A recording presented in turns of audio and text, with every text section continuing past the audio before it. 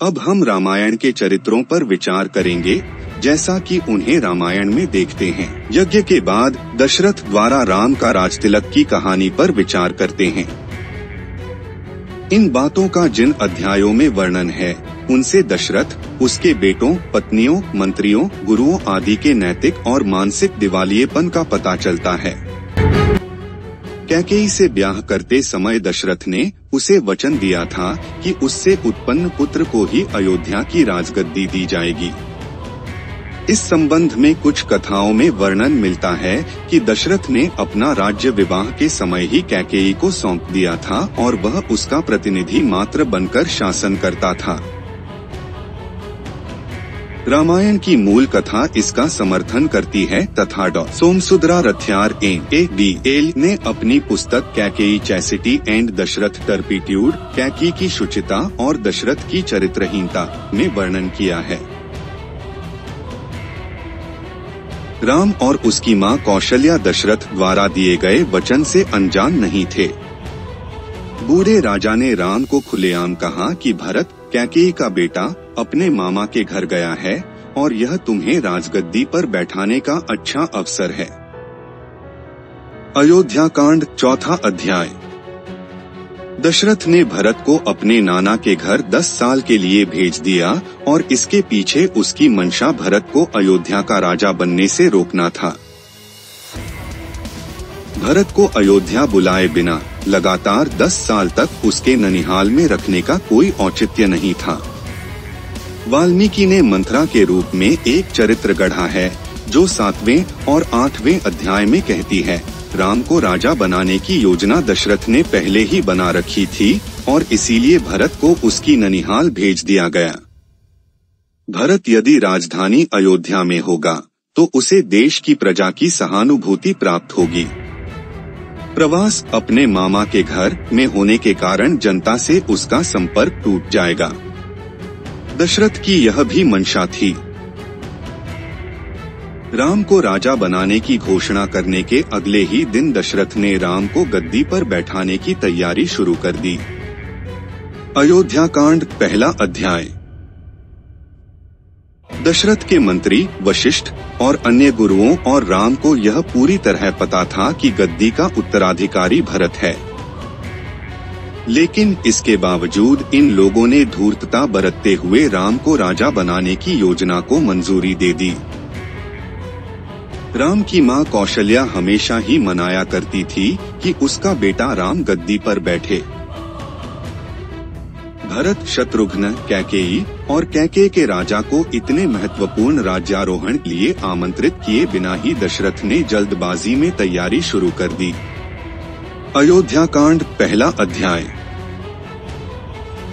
एक निजी वार्तालाप में दशरथ ने राम से कहा था कि यदि भरत की अनुस्थिति में उसको गद्दी पर बैठाने का समारोह रोकना पड़ा, तो भरत वापस लौटते ही शांत मन से इसे स्वीकार कर लेगा, क्योंकि वह विनम्र है, उसका स्वभाव अच्छा है। एक सज्जन व्यक्ति के रूप में वह सारी बातों को मान लेगा। अयोध्या कांड, 12वां अध्याय। कैकेयी ने हठ किया कि उसके पुत्र भारत को राजा बनाया जाए और इसे सुनिश्चित बनाने के लिए राम को वनवास दिया जाए। दशरथ कैकेयी को मनाने के लिए उसके पैरों पर गिर पड़ा और उससे प्रार्थना करने लगा कि मैं तुम्हारी इच्छानुसार कोई भी घृणित से घृणित कार्य करने के लिए तैयार हूँ, बस राम को वनवास पर भेजने का हठ न करो। अयोध्या कांड, 12 सर्ग। दशरथ ने कैकेयी से कहा, तुमने इतने यत्न से किए व्यापक आयोजन को विफल कर दिया। उसने कैकेयी को एक बार भी यह नहीं कहा कि राम भाइयों में सबसे बड़ा है और इसलिए वह राजा बनने का अधिकारी है। जब वह किसी भी तरह से कैकेयी को इस बात के लिए राजी नहीं कर पाया, तो उसने राम को अपने पास बुलाया और उसके कानों में कहा, राम, मैंने उस समय भरत को राजा बनाने का वचन दे दिया था जब मैं अपने आपे में नहीं था, इसलिए यह तुम्हारे लिए बाध्यकारी नहीं है। तुम मुझे गद्दी से हटाकर राजा बन सकते हो। सभी प्रयत्न निष्फल हो चुकने के पश्चात दशरथ ने सुमंत्र को आज्ञा दी कि कोषागार का संपूर्ण धन, भंडार का अनाज, व्यापारियों और वेश्याओं को राम के साथ वन भेजने का प्रबंध करे। अयोध्या कांड 36 सर्ग। कैकेयी ने जब इस पर भी आपत्ति प्रकट की, तब दशरथ ने पूरे मुद्दे को मोड़ते हुए कहा, तुम्हें तो सिर्फ राज्य चाहिए था, न कि राज्य में जितनी भी वस्तुएं हैं वे सब। अयोध्या कांड 36वां अध्याय। दशरथ ने कोषागार में रखे हुए संपूर्ण आभूषण सीता को सौंप दिए। अयोध्या कांड 36 सर्ग। राम और सीता को वनवास भेजने के लिए जिम्मेदार कैकेयी पर दशरथ ने गालियों की वर्षा कर दी, पर वह अपने एक अन्य बेटे लक्ष्मण को राम के साथ जंगल जाने पर कतई चिंतित नहीं हुआ। यहाँ तक कि रामायण में लक्ष्मण की पत्नी की कहीं भी कोई चर्चा नहीं दिखती है। संस्कृत कॉलेज मद्रास के प्रोफेसर CR श्रीनिवास आयंगर ने वाल्मीकि रामायण का 1925 में तमिल में अनुवाद किया था। 1925 में प्रकाशित दूसरे संस्करण में अपने अनुवाद अयोध्या कांड पर टिप्पणी नामक पुस्तक के द्वितीय संस्करण में उन्होंने लिखा है कि दशरथ स्वात्मघाती था। आयंगर सुमित्रा व कैकेयी का समर्थन करते हैं, जबकि दशरथ के खिलाफ निम्नलिखित आरोप लगाते हैं। दशरथ ने कैकेयी को बिना विचारे जो 2 वचन दिए थे, उनको वह भूल गया था। प्राप्त वचनों के अनुसार कैकेयी दशरथ से कुछ भी मांग सकती थी।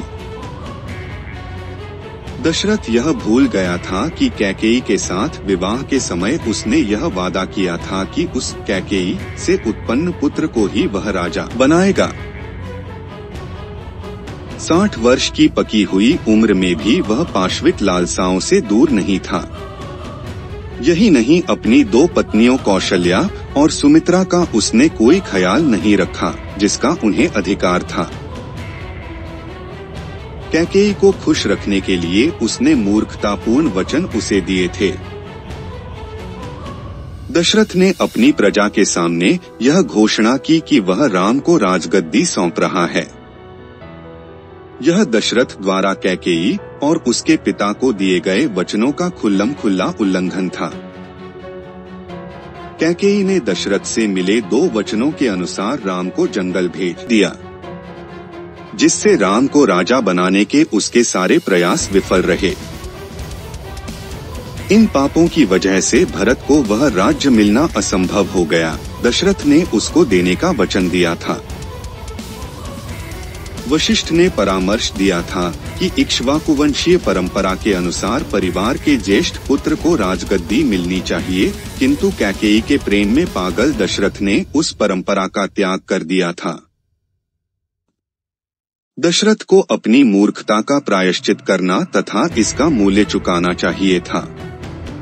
इसके उल्टे उसने कैकेयी से उसे दिए गए अपने वचन वापस लेने का आग्रह किया। यह भूलकर कि राजा के रूप में उसकी हैसियत क्या है, वह कैकेयी के पैरों पर गिर पड़ा।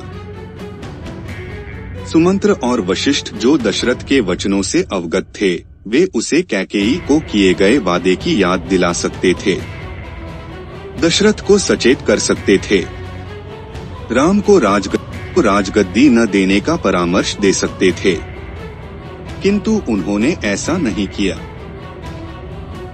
वशिष्ठ जो कि भविष्य दृष्टा था, उसने ही राम के राजतिलक के समारोह के आयोजन का मुहूर्त तय किया था, जबकि वह जानता था कि उसका यह राज्यारोहण निष्फल सिद्ध होने वाला है। सिद्धार्थ, सुमंत्र और वशिष्ठ कैकेयी से यह कहने पहुंच गए कि वह अपना वचन पूरा कराने पर जोर न डाले, और जब वे इसमें सफल नहीं तो उन्होंने उसे काफी फटकार लगाई थी। राम का अभिषेक कराने के लिए दशरथ ने आम जनता और ऋषियों की अनुमति ली थी, मगर उन लोगों से बिना किसी परामर्श के ही उसने राम को जंगल भेज दिया। न मंत्रियों से मशविरा किया, न ही ऋषियों से या आम लोगों से। यह उसका अहंकार और लोगों की इच्छाओं का अनादर था। ऋषि या आम लोग जिनका अनादर हुआ था, उन्होंने भी इसका प्रतिरोध नहीं किया, न ही उन्होंने राम को जंगल जाने से रोका। राम को अपने जन्म तथा दशरथ द्वारा विवाह के समय कैकेयी को दिए गए वचनों की जानकारी थी। वह जानता था कि पिता द्वारा दिए गए वचन के अनुसार कैकेयी के बेटे को ही राजा बनाया जाएगा। अयोध्या कांड अध्याय 107। इसके बावजूद चुप रहा और अपने पिता को उसके द्वारा दिए गए वचनों की याद दिलाने के बजाय स्वयं राजा बनने के लिए तैयार हो गया। दशरथ ने राम से कहा था, संभव है कुछ बाधाएं उनकी योजना पर पानी फेर दें।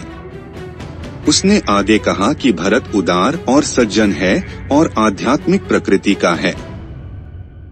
अपने मामा के घर गए उसे काफी दिन हो चुके हैं। कई बार मजबूत इरादे वाले लोग भी बाहरी कारणों से अपने विचार बदल लेते हैं। इसलिए अपेक्षित होगा कि समारोह भरत के लौटने के पहले ही संपन्न हो जाए। अयोध्या कांड अध्याय 4।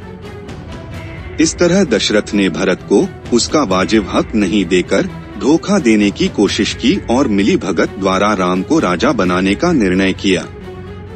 राम ने भी इस षड्यंत्र को चुपचाप मान लिया था। दशरथ ने राम से कहा कि मान ले हमारे सभी प्रबंध और कार्यक्रम निरस्त हो जाएं, तब भी भरत मान सकता है, क्योंकि वह उदार, सरल हृदय, धर्मात्मा तथा बुद्धिमान है। भरत को अपने नाना के यहाँ गए हुए बहुत समय हो गया है। दृढ़ तथा निश्चय विचार वाले परदेसी व्यक्ति का भी मस्तिष्क परिवर्तित हो सकता है। जनक को आमंत्रित ही नहीं किया गया था। डर था कि भरत को राजा बनते देख वह जनक इसका विरोध कर सकता है, क्योंकि सिर्फ राम को ही गद्दी पर बैठने का अधिकार था। कैकेयी के पिता को भी आमंत्रित नहीं किया गया था, क्योंकि भरत के पक्ष में कैकेयी को दिए गए वचन को नजरअंदाज कर राम का राज्याभिषेक होते देख वह कुपित हो सकता था। इन्हीं कठिनाइयों की वजह से अन्य राजाओं को नहीं बुलाया गया था। कैकेयी और मंथरा ने जो किया वह सही था। इसके समर्थन में बहुत सारे तथ्य उपलब्ध हैं। इन बातों पर गौर किए बिना उन दोनों को गाली देना, भला बुरा कहना या उन पर अनगिनत आरोप लगाना असंगत है।